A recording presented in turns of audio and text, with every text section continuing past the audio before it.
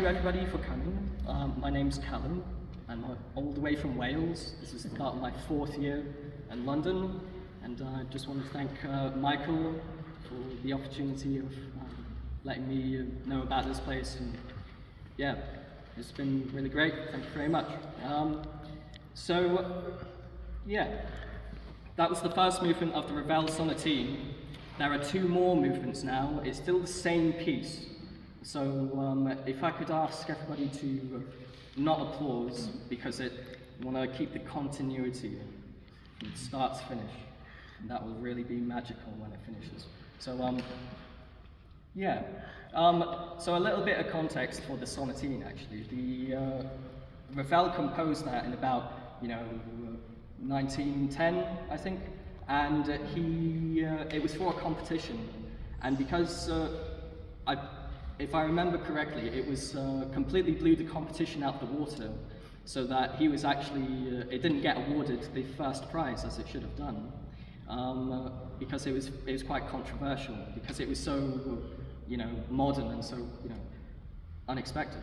So yeah, that's the sonatine. Now, and then the Debussy Preludes, a collection of 24, and that's quite a common theme, especially with Bach, well-tempered clavier.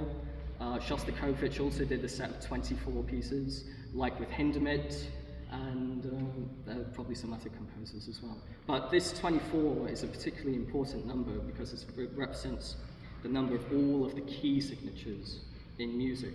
And that's and if you're a really serious composer, like Shostakovich was and Bach of course was, then you're going to write a piece for every single key, so that you can really show that you're a real musician.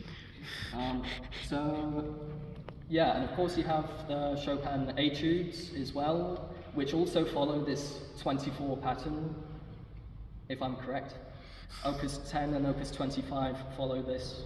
Of course, going through all the key signatures, but in a more Chopin kind of way. It's not chronological, it's more, C minor, and then we're going to go to F minor, or something like that.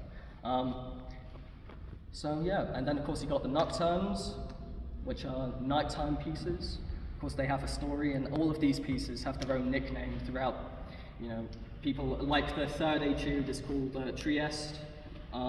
It's supposed to be a much faster piece.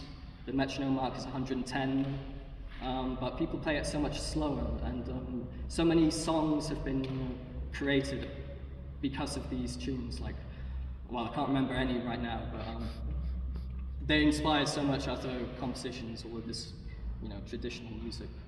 And then the final piece is Janacek.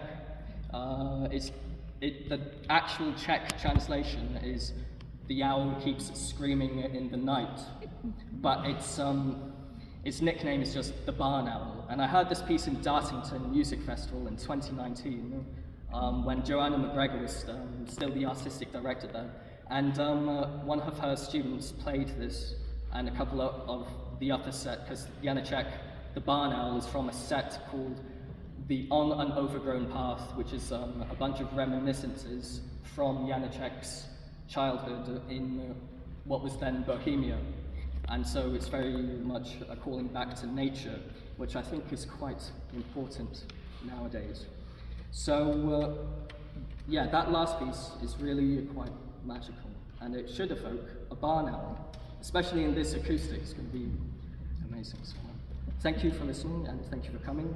I'm going to carry on playing now. Thank you, Callum.